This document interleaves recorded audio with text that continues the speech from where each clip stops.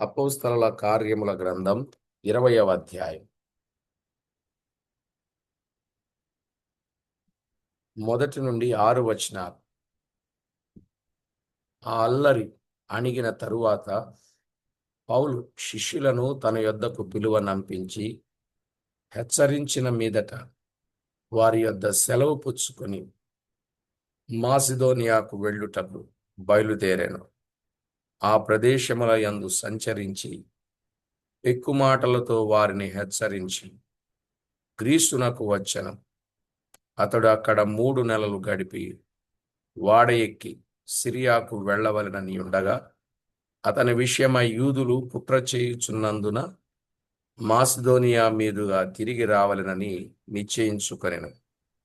మరియు పుర్రు కుమారుడును Berea పట్టణస్థుడునైన సోపత్రును, తెస్సలోనికైలలో అరిస్తర్కును, సెకుందును, Derbe పట్టణస్థుడైన గాయియును, తిమోతియును, Asia దేశస్థులైన తుకికు, త్రోఫిమును అతనితో కూడా వచ్చిరి. వీరు ముందుగా వెళ్ళి త్రోయలో మా కొరకు కనిపెట్టుకొని ఉండిరి. పులియని రొట్టెల దినములైన తరువాత మేము వాడ ఎక్కి ఫిలిప్పి విడిచి 5 దినములలో త్రోయకు వచ్చి అచ్చట వారి యొద్ద 7 దినములు గడిపితిమి. చదవబడిన ఈ దైవ లేఖనంకు ప్రార్థన చేసి వాక్యాన్ని ధ్యానం చేద్దాం. ప్రార్థన చేసుకుందాం. మహామహిమ కలిగిన మా దేవ, సర్వాధికారి అయిన మా ప్రియ ప్రభువా, స్తోత్రపాత్రుడవైన మా తండ్రి, మీ గణనామమునకు వేలాది వందనాలు, కోటాను కోట్లు స్తుతులు స్తోత్రాలు చెల్లిస్తున్నాం. దేవా, ఎంతో గొప్ప దేవుడవు, మహిమగల దేవుడవు, ప్రభావము గల దేవుడవు, సాటిలేని దేవుడవు, సర్వశక్తి సంపన్నుడవు, నిన్న నేడు నిరంతరం ఏకరీతిగా ఉన్నవాడవు. మమ్మల్ని ఎంతో ఎక్కువగా ప్రేమించి మా పక్షంగా మేలు చేసిన దేవుడవు. అందును బట్టి మిమ్మును మేమెంతగానో స్తుతించుచు గణపరచుచు కొనియాడుచు ఉన్నాం. మా ప్రాణప్రియుడా, ప్రాణనాథుడా, అన్ని విధాల ఎల్లవేళలా మీరు తోడై ఉండి చేసిన ప్రతి విధమైన మేలు, ఉపకార మహోపకారములు అన్నింటిని బట్టి మిమ్మును మేమెంతో స్తుతిస్తున్నాం. మీ కృపను బట్టి అపోస్తలుల కార్యముల గ్రంథములో 19 అధ్యాయములు మా ప్రభువా మేము పూర్తి చేసుకొని అందున్న సత్యాలను తేటగా నేర్చుకొని 20వ అధ్యాయములోనికి మేము ప్రవేశించడానికి కృప చూపినందుకు స్తోత్రం. ఈ అధ్యాయములో నుండి ఎన్నో ఆధ్యాత్మిక సంగతులను మాకు నేర్పండి. మీకు రావలసిన మహిమ మేము ఆపాదించడానికి మమ్మును సిద్ధపరచండి. ప్రతి విషయంలో మీరు తోడై ఉండి చేస్తున్న ప్రతి ఉపకార మహోపకారములన్నింటిని బట్టి కృతజ్ఞతాస్తుతి స్తోత్రములు, వేలాది వందనములు మీ నామమునకే చెల్లించుచు, మా ప్రాణనాథుడు, ప్రియుడు, మా రక్షకుడు, మమ్మను ఎంతో ఎక్కువగా ప్రేమించి కృపతో జ్ఞాపకం చేసుకొని మమ్మను విడువక ఎడబాయక కృప చూపించుచు మా పక్షముగా మేలు చేస్తున్న మా ప్రభు అయిన యేసు క్రీస్తు అమూల్యమైన నామమున స్తోత్రము చెల్లించి స్తుతించి ప్రార్థించి మిక్కిలి వినయముగా బ్రతిమిలాడి వేడుచూ ఉన్నాం మా ప్రియ పరలోకపు తండ్రి. ఆమేన్. ప్రభునందు ప్రియులారా, మనము చదువుకున్న ఈ అధ్యాయంలో కొన్ని అమూల్యమైన విషయాలు జ్ఞాపకం చేసుకుంటే స్పష్టంగా వ్రాయబడిన సంగతి. ఇందులో ముఖ్యాంశం ఎఫెసీ స్థానిక సంఘ పెద్దలకు పౌలు ఇచ్చిన సందేశం. ఎఫెసీ స్థానిక సంఘ పెద్దలకు పౌలు ఇచ్చిన సందేశం. ఇందులో క్రీస్తు స్వరక్తమిచ్చి సంపాదించిన క్రీస్తు ప్రభువు మనకి కనబడుతున్నారు. స్వరక్తమిచ్చి సంపాదించిన క్రీస్తు ప్రభువు మనకి కనబడుతూ ఉన్నాడు.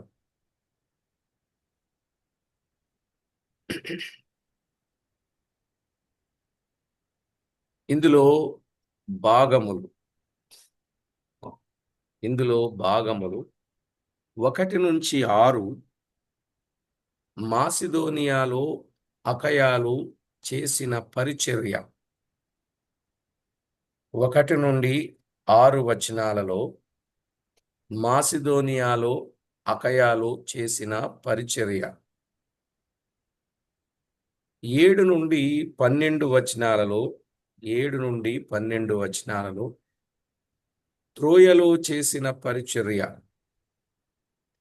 త్రోయలో చేసిన పరిచర్య. ఇక 13-16 వచనాలలో 13-16 వచనాలలో త్రోయ నుండి మిలేతుకు వచ్చుట. త్రోయ నుండి మిలేతుకు వచ్చుట. ఇక 17-38 వచనాలలో 17-38 వచనాలలో ఎఫెసీ పెద్దలతో పౌలు మాట్లాడుట. ఎఫెసీ పెద్దలతో పౌలు మాట్లాడుట. ప్రియులారా, తేటగా మనము గమనిస్తాం. 1-6 వచనాలలో మాసిదోనియాలో అకయాలో చేసిన పరిచర్య. నిజమే, దాదాపుగా 38 వచనాలలో వ్రాయబడిన ఈ మాటలలో 1-6 మాసిదోనియాలో చేసిన పరిచర్య, 7-12లో త్రోయలో చేసిన పరిచర్య, 13-16లో త్రోయ నుండి మిలేతుకు వచ్చుట, 17-38 ఎఫెసు పెద్దలతో పౌలు మాట్లాడుట. ఇందున్నటువంటి వాక్య ధ్యానాన్ని మనము జ్ఞాపకం చేసుకున్నట్లయితే 1-6 వచనాలలో మాసిదోనియాలో అకయాలు చేసిన పరిచర్య. చూడండి, 20వ వచనములో 20వ అధ్యాయం 1వ వచనములో, ఆ అల్లరి అణిగిన తరువాత పౌలు శిష్యులను తన యొద్దకు పిలువనంపించి హెచ్చరించిన మీదట వారి యొద్ద సెలవు పుచ్చుకొని మాసిదోనియాకు వెళ్ళుటకు బయలుదేరెను అన్నాడు. ప్రియులారా, 19వ అధ్యాయం 26వ వచనంలో అక్కడే అనేకులు ప్రభువు వైపు తిరిగినట్లుగా మనము చూడవచ్చు. ప్రభువు వైపు తిరిగారు అని చెప్పాడు. 26వ వచనంలో 19:26, అయితే చేతులతో చేయబడినవి దేవతలు కావని ఈ పౌలు చెప్పి ఎఫెసులో మాత్రము కాదు, దాదాపు ఆసియా యందంతటా బహుజనమును ఒప్పించి త్రిప్పియున్న సంగతి మీరు చూచియూ వినియూ ఉన్నారు అన్నాడు. దాదాపుగా. ప్రియులారా, అనేకులు ప్రభువు వైపు తిరిగిరి. రెండవ రాకడ సభలు ఇప్పుడు మనము జరిపిన స్థలములో దాదాపుగా అనేకులు ప్రభువు వైపు తిరిగిరి. వారు చేసిన రక్షణ తీర్మానాలు, వాక్యములో ఉన్న వాస్తవాలు వారికి అర్థమైనప్పుడు ఎంతో మంది ఆధ్యాత్మికంగా దేవుని వైపు మళ్లించబడ్డారు. మన వాళ్ళు కళ్ళారా చూచారు. కొందరు మీరు కూడా చూచారు వీడియోలో. ప్రభు చేసిన కార్యాలు, గొప్ప కార్యాలు. ప్రియులారా, అందుకే సరి అయిన రక్షణ రాజ్యము కొరకు రెడీ చేయడం ఇది చాలా ముఖ్యమైన పని. మన వెంట వచ్చేదేమీ లేదు. ఎంత సంపాదించినా ఇక్కడ విడిచిపెట్టి వెళ్ళవలసిందే. అందుకొరకే ప్రభువు కొరకు గొప్ప కార్యాలు చేయాలని ఒక నిర్ణయం మీద ఉండగా ప్రభువే ఆ కార్యాన్ని జరిగిస్తున్నారని నేను నమ్ముచూ ఉన్నాను. ప్రియులారా, అనేకులు ప్రభువు వైపు తిరిగారు. ఎక్కడ దేవుని సేవకులకు ఎక్కువ శ్రమ కలుగునో అక్కడే దేవుని పని విరివిగా జరుగును అన్నట్టు, ఎక్కడైతే పని జరగాలని దైవ నిర్ణయములో ఉన్నదో అక్కడ ఆయన జరిగించాడు. దేవుడెక్కడ పని చేయునో అక్కడ సాతాను కూడా పని చేయును. దేవుడెక్కడ పని చేస్తాడో అక్కడ సాతానుడు కూడా పని చేస్తాడు. నిజమండి. అక్కడ జరిగిన పరిస్థితి కూడా అదే. చక్కగా మీటింగ్ అయింది, చక్కగా మీటింగ్ ముగించబడింది. వచ్చిన వారందరికీ భోజనాలు ఏర్పాటు చేశారు. చక్కగా భోజనాలు చేసి బయలుదేరుతూ బ్రదర్ చక్కగా వాక్యం చెప్తారు అని అల్లుడు కూతురు ఎక్కడో ఉంటే వారికి పిలిపించి ఫోన్ చేసి 3 దినాలు రప్పించి చక్కగా వాక్యం వినిపించి వెళ్ళే సమయం. బండికి కూర్చున్నారు అల్లుడు కూతురు. వారితో మాట్లాడుతూ ఇంకా వెళ్ళొస్తామని చెప్తున్నారు. ఆ సమయంలో బాగా డ్రింక్ చేసి ఒక వ్యక్తి బైక్తో ఆమెను కొట్టాడు. ఈ జబ్బ దగ్గర బోను, రైట్ సైడ్ లెగ్ 2 ఫ్రాక్చర్ అయినాయి. దేవుని పని ఎంత బాగా జరిగిందో వెంటనే అక్కడ అలా జరగడం చాలా విచారకరమైన విషయం. ప్రియులారా, నేను ఎందుకు ఆన్ రికార్డింగ్లో కూడా నేను చెప్తున్నాను అంటే, మన కళ్ళారా మనం చూచాం. దేవుని పని ఎక్కడైతే విరివిగా బలంగా ప్రభుకు మహిమకరంగా జరిగిందో అక్కడ వాని పని కూడా జరుగుద్ది అనడానికి ఇది ఒక నిదర్శనం. అయితే ప్రభు పిల్లలు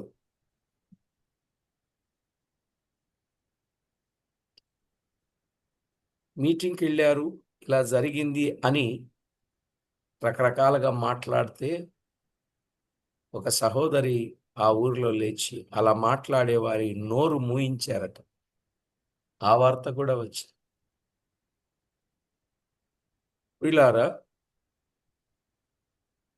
ఎక్కడికెక్కడికో యాత్రలకు వెళ్ళి ప్రాణాలే పోగొట్టుకుంటున్నారు. ఇంకా ప్రభు ప్రాణం పోకుండా కాపాడాడు.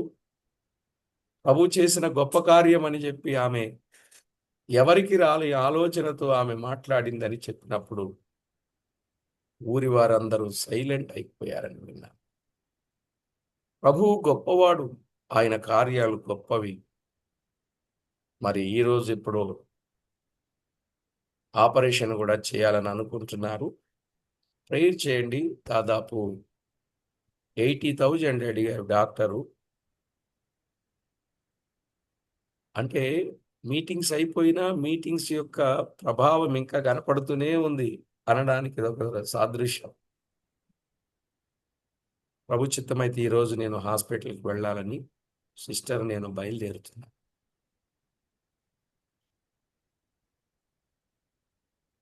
ఎందుకు అనంటే దైవ కార్యం దేవుడు చేసినప్పుడు ఇలాంటి పని కూడా జరిగిస్తుందని నేను ఒక్కడిని చెప్పడం కాదు, పెద్దలు ఎంతో మంది అనుభవజ్ఞులు చెప్పారు. చూడండి, లుస్త్రలో పౌలును రాళ్లతో కొట్టి చనిపోయాడని ఊరి బయటకు ఈడ్చేశారండి. అవునా కాదా? లుస్త్రలో పౌలును రాళ్లతో కొట్టి చనిపోయాడని ఊరు బయటకు ఈడ్చేస్తే అప్పుడే అక్కడ తిమోతి రక్షింపబడి దేవుని కొరకు మంచి సేవకుడయ్యాడు. అవునా కాదు? మంచి సేవకుడయ్యాడు. 14వ అధ్యాయం 18వ వచనం. అపోస్తల కార్యాలు 14:19. 16వ అధ్యాయం 1-3 వచనాలు. వెలుపల ఎన్ని ఆటంకములున్నా మార్గాలు కాగలవు, లోపల ఏ ఆటంకము లేకుండా, అనగా సంఘములో ఏ ఆటంకము లేకుండా చూసుకోవాలి. అనగా దేవుని సేవ చేయు వారిలో లోపము లేకుండా చూసుకోవాలి. ఎర్ర సముద్రము వెలుపలే ఆటంకం, అవునా? అయినా దేవుని మీద ఆధారపడి దేవుని ప్రజలు ముందుకు సాగగా ఆటంకమే అనుకూలమాయను, ఆటంకమే మార్గమాయను. ఈ మాట చాలా విశేషమైన మాట కదా. కనుక ఎర్ర సముద్రము వెలుపలే ఆటంకం, కానీ దేవుని మాట చొప్పున వారు బయలుదేరినప్పుడు, దేవుని మీద ఆధారపడి దేవుని ప్రజలు ముందుకు సాగినప్పుడు ఆటంకమే అనుకూలమైంది, ఆటంకమే మార్గమైంది. అప్పుడు ఇశ్రాయేలీలు బాప్తిస్మము కూడా పొందిరి అని చెప్పాడు. ఇదెంత గొప్ప మాట. హెబ్రీ పత్రిక 11వ అధ్యాయం 29వ వచనం. హెబ్రీలకు రాసిన పత్రిక 11వ అధ్యాయం 29వ వచనం. కొరింథీయులకు రాసిన మొదటి పత్రిక 10వ అధ్యాయం 1-2 వచనాలు. నిజమే ప్రియులారా, ఎరికో పట్టణం చాలా పెద్దదైంది. ఎరికో పట్టణం చాలా పెద్దదైంది. వారు ఇశ్రాయేలీలు ఎవరు లోపలికి రాకూడదని పట్టణ ద్వారాలు గట్టిగా మూసివేశారు. ఇశ్రాయేలీలు బూరలు ఊదుకుంటూ పట్టణము చుట్టూ ప్రదక్షిణలు చేయగా ఎరికో గోడలు ఏమయ్యాయి? కూలిపోయాయి. అవునా కదా? ఎరికో గోడలు కూలిపోయాయి.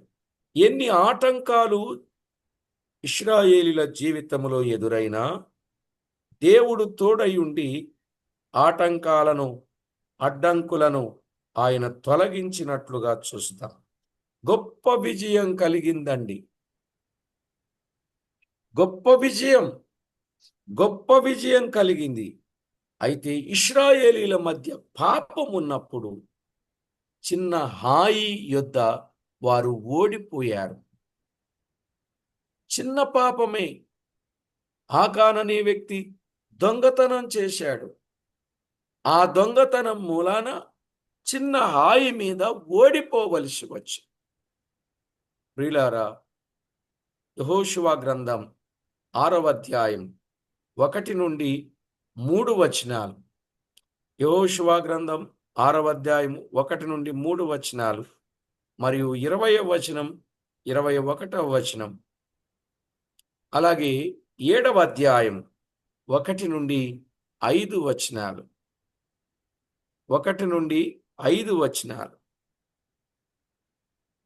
వెలుపల ఎన్ని ఆటంకాలున్నా దేవుని ప్రజల మధ్య ఏముండాలంటే పరిశుద్ధత ఉండాలి.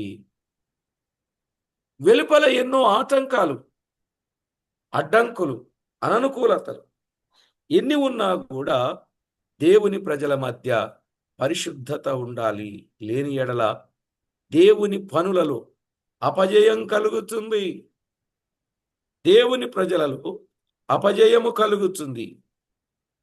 అల్లరి అణిగిన తరువాత పౌలు శిష్యులను పిలిపించి సంఘ బాధ్యతలు అప్పగించినట్లు చూస్తాం.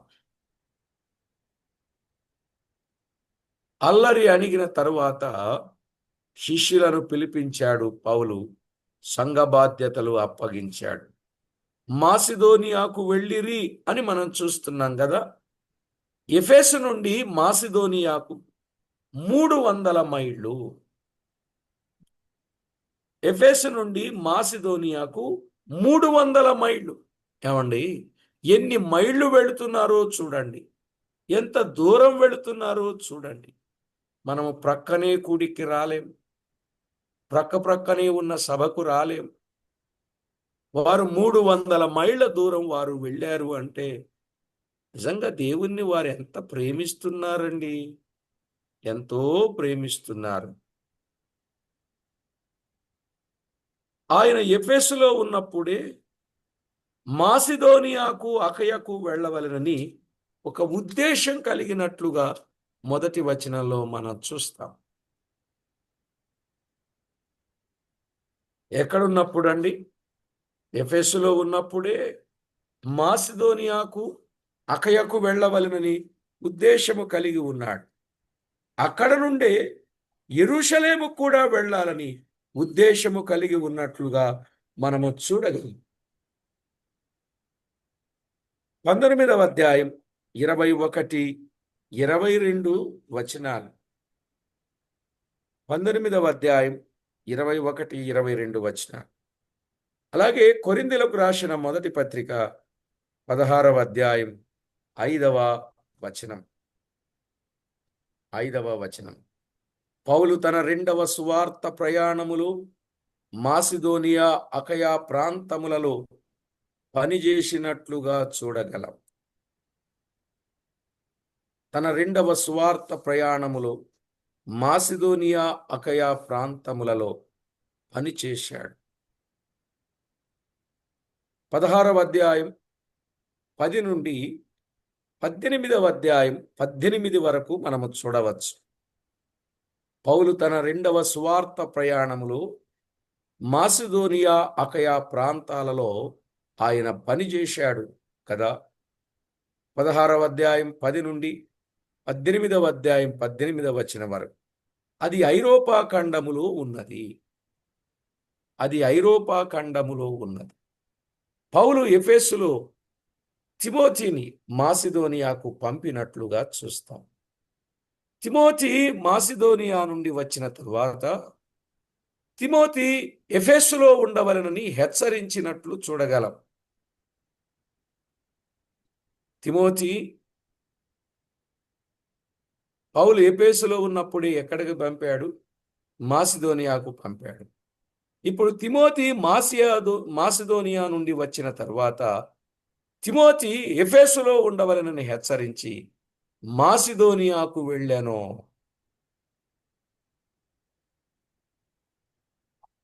చూడండి సేవ ఎలా చక్కగా పంచుతూ ఉన్నాడు. ఎవరో ఒకళ్ళు ఉండి పని చెయ్యాలి ఆయన ఉద్దేశం. పౌలు మాసిదోనియాకు అకయకు వెళ్ళి యెరూషలేముకు కూడా వెళ్ళవలనని ఉద్దేశించి వెళ్ళాడు అని మనకు అర్థమైంది. యెరూషలేములో ఉన్న పేదవారి నిమిత్తం మాసిదోనియా వారు అకయా వారు కొంత సొమ్ము చందా వేయుటకు ఇష్టపడిరి అన్నాడు. చూశారా అండి? మాసిదోనియా వారు అకయా వారు కొంత సొమ్ము చందా వేయటానికి ఇష్టపడ్డారు అన్నాడు. కనుక అది తీసుకొని యెరూషలేములో అప్పగించవలనను ఉద్దేశముతో కూడా పౌలు వెళ్ళినట్లు చూడగలం. ప్రియులారా, ఆ రోజుల్లో ఎలా ఉందంటే బీదలు ఎవరైతే ఉన్నారో ఆ బీదలైన వారికి ధనికులైనటువంటి వారు ఏం చేసేవారంటే, దేవుడు వీరిని కనికరించాడు కాబట్టి వీరిని వృద్ధిలోనికి తెచ్చాడు, లోటు లేకుండా తక్కువ లేకుండా చేశాడని ఆలోచనతో బీదలైన వారికి సహాయం చేయడానికి ఇష్టపడేవారు. ఎందుకంటే వచనం వారు ఎరిగి బీదలను కనికరించుట యెహోవాకు అప్పిచ్చుట. అవునండి, బీదలను కనికరించువాడు యెహోవాకు అప్పిచ్చువాడు. బీదల పట్ల వారికి ఉన్న ప్రేమ ఎంత గొప్పది. ఇప్పుడు బీదవారి దగ్గర ఏమున్నా అది దోచుకొని వారు గొప్పవారయ్యే పరిస్థితులు కనపడుతున్నాయి. అలా ఉంది. అప్పటి కాలపు సేవకు ఇప్పటి కాలపు సేవకు ఎంత వ్యత్యాసం ఉన్నదో, అవునా కాదండి? ఎంత వ్యత్యాసం ఉన్నదో మనకు అర్థమవుతుంది. ప్రియులారా, ఆ రోజుల్లో కొంత సొమ్ము చందా వేయటానికి ఇష్టపడితే అది తీసుకొని యెరూషలేములో అప్పగించాలనే ఉద్దేశంతో కూడా వెళ్ళాడు. అక్కడ నుండి స్పెయిన్కు వెళ్ళొచ్చు. పౌలు అక్కడ నుండి స్పెయిన్కు వెళ్ళొచ్చు మార్గములో రోమా కూడా వెళ్ళవలనని ఉద్దేశము కలిగి ఉన్నాడు. యెరూషలేముకు వెళ్ళి వారికి అది అప్పగించి అక్కడి నుంచి స్పెయిన్కు వెళ్ళి అక్కడి నుంచి రోమా కూడా వెళ్ళాలని ఉద్దేశం కలిగి ఉన్నాడు. రోమా పత్రిక 15వ అధ్యాయం 23 నుండి 29 వచనాలు. రోమా పత్రిక 15వ అధ్యాయం 23 నుండి 29 వచనాలలో ఈ మాట మనము చూడగలం. ఇలాగూ అనేక ఉద్దేశాలతో మాసిదోనియాకు ప్రయాణమై వెళ్ళాడు పౌలు. కొంతకాలం మాసిదోనియాలో గల సంఘములో గడుపుచు క్రైస్తవుల జీవితం సంపూర్ణముగా ఉండవలెనని వారికి తెలియజేసినట్లు 16-17 వచనాలలో చూస్తాం. అదే అపోస్తల కార్యాలు 20వ అధ్యాయం 16-17 వచనాలలో మాసిదోనియాలో గల సంఘములో కొంతకాలం గడుపుచు క్రైస్తవుల జీవితం సంపూర్ణముగా ఉండవలనని వారికి తెలియజేశాడు. క్రీస్తు శకం 57లో కొరింథీ 2వ పత్రిక వ్రాశాడు. కొరింథీలకు 2వ పత్రిక వ్రాశాడు. 2వ పత్రిక తీతు చేత పంపించాడండి. తీతు చేత పత్రిక పంపించాడు. కొరింథీలకు రాసిన 2వ పత్రిక 8వ అధ్యాయం 6వ వచనంలో వ్రాయబడింది. కొరింథీలకు రాసిన 2వ పత్రిక 8వ అధ్యాయం 6వ వచనంలో వ్రాయబడినట్లు మనము చూడగలం. ప్రియులారా, ఇక 2వ వచనానికి వద్దాం. ఇప్పుడు నేను చెప్పిందంతా మొదటి వచనములో ఉన్న సంగతి. మొదటి వచనములో ఇంత సత్యం దాగి ఉంది. ఆ ప్రదేశముల యందు సంచరించి పెక్కు మాటలతో వారిని హెచ్చరించి గ్రీసుకు వచ్చాను అని మనం చూస్తున్నాం.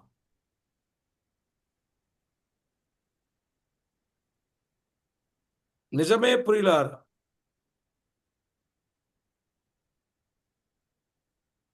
తెస్సలోనికలకు రాసిన పత్రికలో 2వ అధ్యాయం 9 నుండి 12 వచనాలలో పెచ్చు మాటలతో వారిని హెచ్చరించి గ్రీసుకు వచ్చెను అంటే మాసిదోనియా నుండి గ్రీసు వరకు 150 మైళ్ళండి.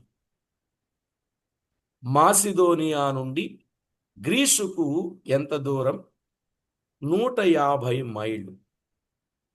గ్రీసు ముఖ్య పట్టణం కొరింథీ, క్యాపిటల్ సిటీ. గ్రీసుకు క్యాపిటల్ సిటీ కొరింథీ పట్టణం. అక్కడ అతడు 3 నెలలు గడిపాను అని మనం చూస్తాం. అక్కడ అతడు 3 నెలలు గడిపాడు. 3 నెలలు గడిపాడు. క్రీస్తు శకం 57-58లో రోమా పత్రిక వ్రాశాడు. మాసిదోనియా నుండి గ్రీసు వరకు వచ్చాడు. అక్కడ 150 మైళ్ళ ప్రయాణం. అది గ్రీసు ముఖ్య పట్టణం కొరింథీ. అక్కడ అతడు 3 నెలలు గడిపిన తర్వాత క్రీస్తు శకం 57-58లో రోమా పత్రిక వ్రాశాడు. ఇది ఫీబే చేత పంపించాడు. ఫీబే అనగా కాంతి, కాంతమ్మ, ప్రకాశిత అనే మాటలు చూస్తాం. ఇక తర్వాత సిరియాకు వెళ్ళవలనని ఉండగా అతని విషయమై యూదులు కుట్ర పన్నారు. సిరియాకు వెళ్ళాలని అనుకున్నాడు పౌలు. అతని విషయమై యూదులు మరలా ఏం చేస్తున్నారు? కుట్ర పన్నినట్లుగా చూడగలం. గనుక మాసిదోనియా మీదుగా రావాలనని ఉద్దేశించాడు. అయితే గ్రీసు నుండి ఫిలిప్పి వరకు వెళ్ళినట్లు చూడగలం. గ్రీసు నుండి ఫిలిప్పీకి వెళ్ళారు. మళ్ళా గ్రీసు నుండి ఫిలిప్పీకి 150 మైళ్ళు. గ్రీసు దేశము నుండి ఫిలిప్పీ వరకు 150 మైళ్ళు.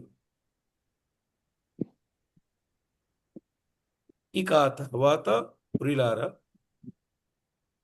మనము చూడవచ్చు, పౌలు మీద వీరు చాలాసార్లు కుట్రలు పన్నినట్లుగా చూడగలం. ఏం పన్నారు? కుట్రలు పన్నారు. అపోస్తల కార్యాలు 20వ అధ్యాయం 3వ వచనం. అతడు అక్కడ 3 నెలలు గడిపి వాడ ఎక్కి సిరియాకు వెళ్ళవలనని ఉండగా అతని విషయమై యూదులు కుట్ర చేయుచున్నందున మాసిదోనియా మీదుగా తిరిగి రావాలనని నిశ్చయించుకున్నట్లు మనము చూస్తున్నాం. అతని మీద కుట్ర పన్నారు. కుట్ర. 20వ అధ్యాయం 19వ వచనాన్ని కూడా చదువుకుందాం. 20వ అధ్యాయం 19వ వచనం. యూదుల కుట్రల వలన నాకు శోధనలు సంభవించినను కన్నీళ్లు విడుచుచు పూర్ణమైన వినయ భావముతో నేనేలాగున ప్రభువును సేవించుచుంటినో మీకే తెలియను. యూదులు కుట్రలు పన్నారండి. ఈరోజు కూడా దేవుని కొరకు పనిచేస్తున్న వారి మీద కుట్రలు కుట్రలు కుట్రలు, ఎన్నో రకాల కుట్రలు పన్నుతున్నారు. కుట్రలు. ప్రియులారా, ఎన్ని కుట్రలు పన్నినా దేవుడు తోడై ఉన్నాడు. పని చేయని వారి మీద ఎవరు కుట్రలు పన్నరండి. మనకు తెలుసు. అందుకు కాచే చెట్టుకే కర్ర దెబ్బలు రాళ్ల దెబ్బలు, కాయని చెట్టుని ఎవ్వరు కొట్టరు, దాని జోలికే పోరు. పని చేస్తున్న వారికే ఇబ్బందులు. చూడండి, చక్కగా పని చేస్తే ఆ పని చేసిన దానిని బట్టి ఎన్ని మాటలు, ఎంతమంది మాట్లాడతారండి. ఎవరికి లేని దీనికి ఎందుకంట, ఇక్కడ చేసుకోవచ్చుగా, అక్కడికి వెళ్ళి చెయ్యాలా, అంత దూరం వెళ్ళి చెయ్యాలా, ఇదంతా ఎందుకు చేస్తారంటే ఎవరో ఏదో ఇచ్చేస్తారు, అలాగో ఇచ్చేస్తే దాంతో సుఖాన్ని అనుభవించడానికి ఇలా చేస్తారు అని రకరకాలుగా మాట్లాడతారు.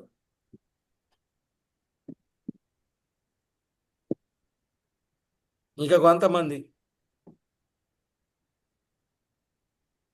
ఈయనకే తెలుసా, ఇంకెవరికి తెలియదా, తెలియదన్నట్టుగా, మాకెవరికి తెలియదు అన్నట్టుగా ఇలా చేయటం న్యాయమా అని మాట్లాడతారు. ఒకటి కాదు, రెండు కాదు, మూడు కాదు, ఎన్నో మాటలు. ఆఖరికి కుట్రలు, మామూలు కుట్రలు కాదండి, మామూలు కుట్రలు కాదు.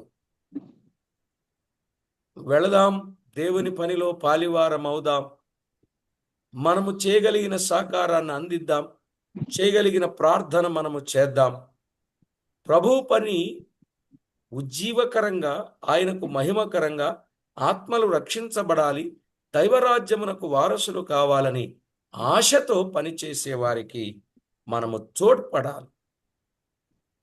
అంతేగాని కుట్రలు చేసే వారితో ఏకీభవించకూడదు. ఎక్కడ చూసినా ఏదో విధంగా పనిని ఆపాలని పనిచేసే వారి మీద నిందలు, అబద్ధాలు, నేరాలు ఒక్కటి కాదులేండి, ఎన్నైనా వేస్తారు. కారణం ఏంటి? వారు చేయలేని పని వేరే వారు చేయటం మూలాన, వారు చెప్పలేని సందేశాలు వేరే వాళ్ళు చెప్పడం మూలాన, వారు వెళ్ళలేరు గాని వెళ్ళే వారిని బట్టి ఇలాంటి ఆటంకాలు, కుట్రలు ఉన్నాయి అని మనం చూస్తూ ఉన్నాం. నిజమే, ఎన్ని కుట్రలండి. 9వ అధ్యాయం 24వ వచనం చూడండి. అపోస్తలుల కార్యముల గ్రంథం 9వ అధ్యాయం 24వ వచనంలో, వారి ఆలోచన సౌలునకు తెలియవచ్చెను, వారు అతని చంపవలనని రాత్రింబగళ్ళు ద్వారముల యొద్ద కాచుకొనుచుండిరి అన్నాడు.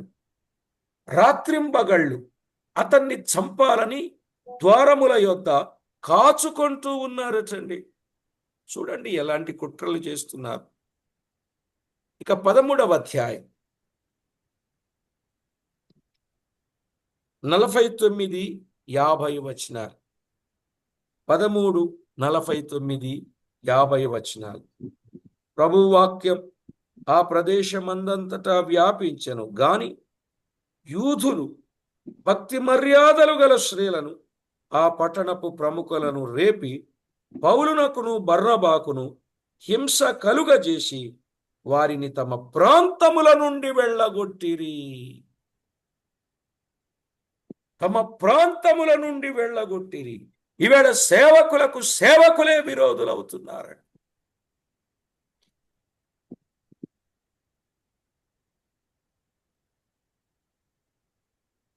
నిజం. ఎంత ఘోరాతి ఘోరం. యూదులు ఎవరిని లేపారు?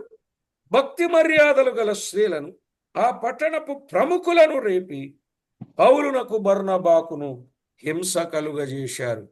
ప్రముఖులు ప్రముఖులు పెద్ద సంఘాల లీడర్స్ ఇప్పుడు బయలుదేరి చిన్నవారు ఎవరైనా కార్యం చేయాలని తలపెడితే ఆ పనికి ఇన్ని ఆటంకాలు. ఎంత ఘోరం. ఎవరొచ్చినా దేవుని పని చేయడానికి వస్తున్నారు. ఆ పనికి మనము సహకరిద్దాం, ప్రభు పనిలో మనము కూడా పాలివారం అవుదాం అనే ఆశ, ఆలోచన నేటి దినాలలో లేదు.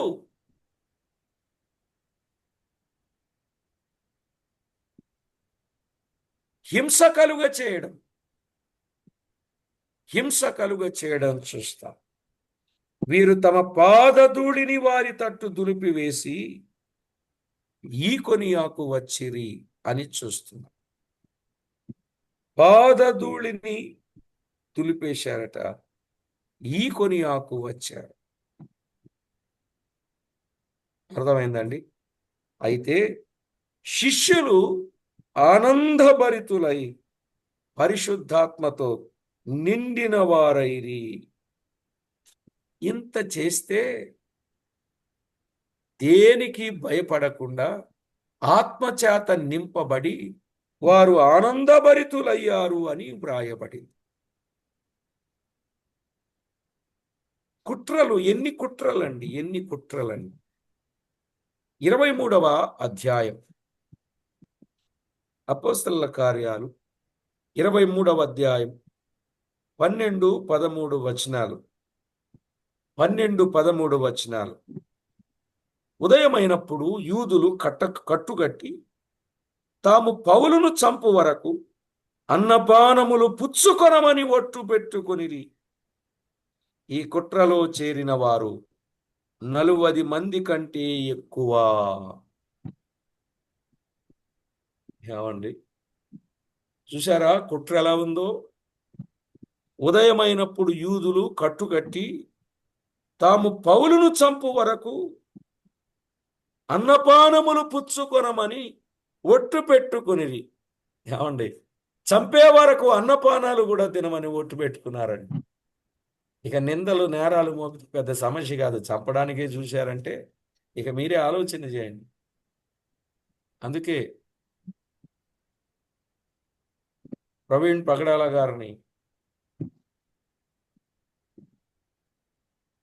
బాగా తెలిసిన వారు దగ్గరుండి ఆయన సంగతులను ఎరిగిన వారే ఆయన మీద కుట్రతో చంపేశారని ఒక సంగతి బయటకు వచ్చింది.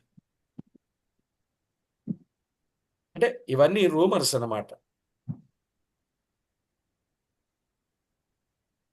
ఏది ఏమైనా పని చేస్తున్నటువంటి వారి విషయంలో ప్రమాదాలు జరగడం మనము చూస్తున్నాం.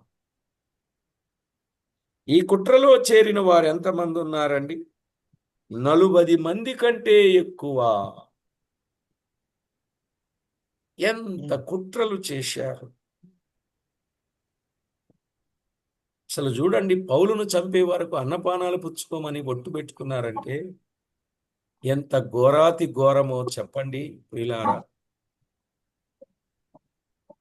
నిజంగా మనం ఆలోచించాలి, ఈ విషయాలు గమనించాలి. మనం ఊరకనే ఉండడం కాదు, సంగతులు సరిగా మనము అర్థం చేసుకోవాలి. మరొక వచనం చూద్దాం. మరొక వచనం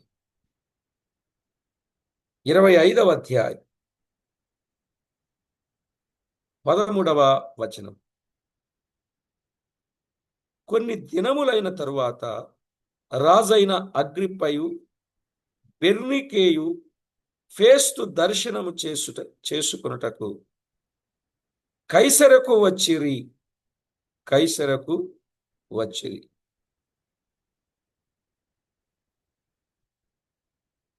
14వ వచనం. వారక్కడ అనేక దినములుండగా ఫేస్తు పౌలు సంగతి రాజుకు తెలియజెప్పెను. ఏమనగా, ఫేలిక్సు విడిచిపెట్టిపోయిన ఒక ఖైదీ ఉన్నాడు.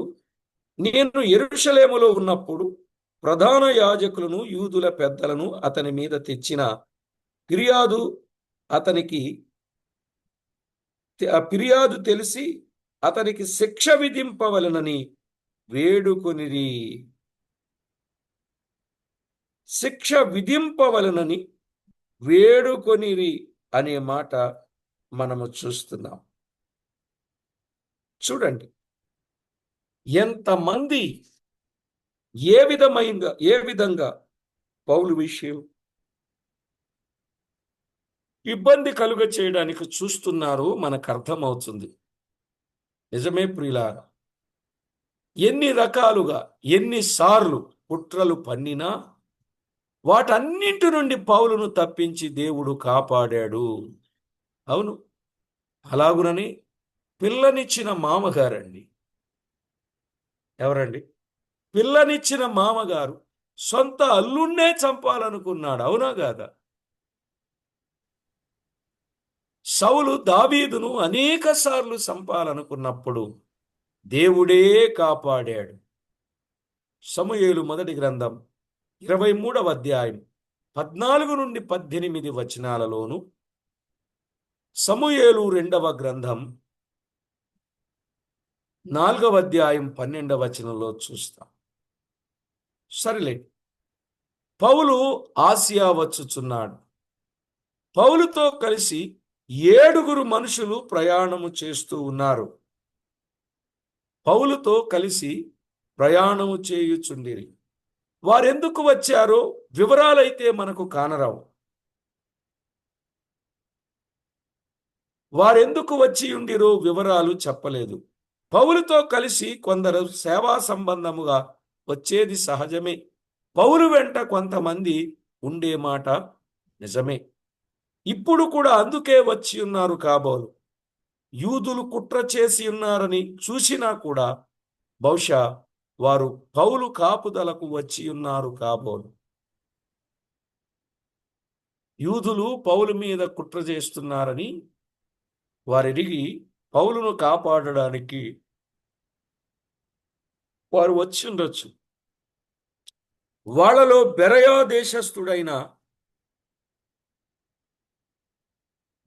దేశస్థుడైన ఒక ఆయన ఉన్నాడు. ఎవరైనా? సోఫత్ర.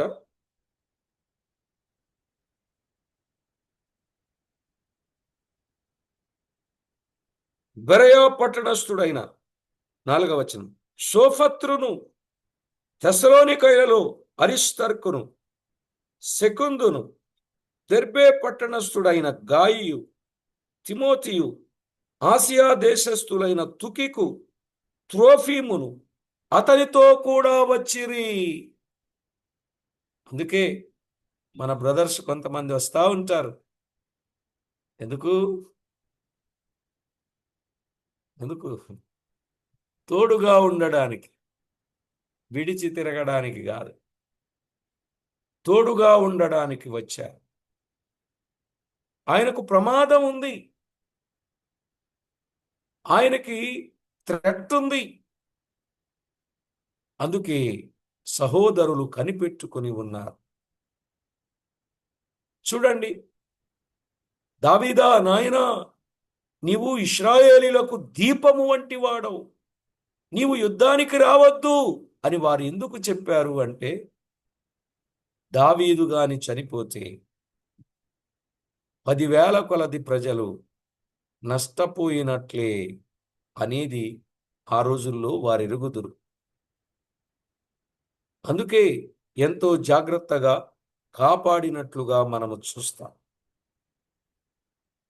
సోఫత్రు, పౌలు, శీల, తిమోతి బెరయా పట్టణంలో పనిచేసినట్లు మనము 17వ అధ్యాయం 10 నుండి 15 వచనాల్లో చూచాం. ఎవరెవరు? సోఫత్రు, పౌలు, శీల, తిమోతి బెరయా పట్టణంలో పనిచేసినట్లు 17వ అధ్యాయం 10 నుండి 15 వచనాలలో మనము చూస్తాం. అక్కడే సంఘం ఏర్పడింది. ఆ సంఘములో నుండే సోఫత్రు పౌలుతో కలిసి ప్రభు సేవలో ముందుకు వచ్చాడు. తెస్సలోనికైలలో అరిస్తార్కును, సెకుందును కూడా వచ్చిరి. పౌలు తెస్సలోనికైలో పనిచేయుచుండగా మంచి సంఘం ఏర్పడిందని 17వ అధ్యాయం 1 నుండి 9 వచనాల్లో చూశాం. ఆ సంఘానికి పౌలు 2 పత్రికలు వ్రాశాడు.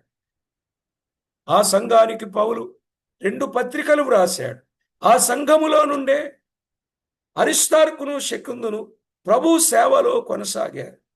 సెకుందును గుర్చి ఎక్కువ కనబడదు గాని అరిస్తార్కును పౌలుతో కలిసి రోమాకు వెళ్ళినట్లు చూస్తాం. పౌలు జత పనివారుగా ఖైదీగా ఉన్నప్పుడు కూడా వారున్నారు. కొలసై పత్రిక 4:10 ఫిలోమోనుకు రాసిన పత్రిక 23-24 వచనాలు. దెర్బే పట్టణస్థుడైన గాయు కూడా ఉన్నాడు. సరే, ఈ విషయాలు మనం కొంత ధ్యానం చేద్దాం. అయితే ప్రియులారా, ఆ రోజుల్లో పౌలుతో పాటు పని చేయడానికి, పనితో పాటు శ్రమను అనుభవించడానికి, శ్రమతో పాటు చెరను అనుభవించడానికి కూడా వెనుకాడలేదు ఆ రోజున్న పౌలు సహకారు. ఈరోజు మనం కూడా దేవుని సేవ చేసే వారితో సహకారులంగా ఉండాలి. శ్రమ అయినా, చెర అయినా వెనుకాడకుండా, కరువైన, ఖడ్గమైన, ఉపద్రవమైన, వస్త్రహీనత అయినా క్రీస్తు ప్రేమ నుండి నన్ను ఎడబాపేది ఏది లేదు అన్నట్టుగా ప్రభు పిల్లలు ఐక్యతతో పనిచేయవలసిన ఆవశ్యకత ఎంతైనా ఉన్నది అని ప్రభు పక్షంగా ప్రేమతో మనవి చేస్తూ ప్రార్థన చేద్దాం. దయచేసి ప్రార్థనలో ఏకీభవించండి. ప్రార్థన.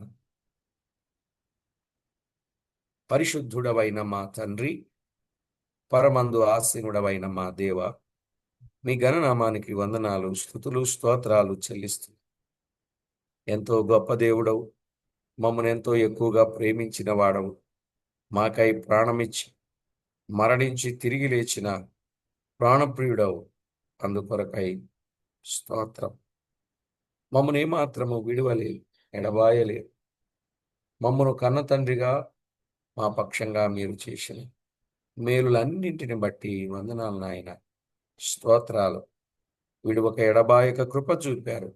నాడు పౌలుకు ఎలాగూ తోడై ఉన్నారు, నేటి దినాలలో మాకును అలాగూ తోడై ఉండి మమ్మను నడిపించు, కాపాడుచు, బలపరుస్తూ, భద్రపరుస్తూ, క్షేమమునిచ్చుచున్నందుకు కృతజ్ఞతలు చెల్లించుచు, మా ప్రాణనాథుడు, ప్రియుడు, మా రక్షకుడైన యేసు క్రీస్తు అమూల్యమైన నామమున స్తుతించి, స్తోత్రించి, ప్రార్థించి, మిక్కిలి వినయముగా బ్రతిమిలాడి వేడుచూ ఉన్నాం మా పరమ తండ్రి.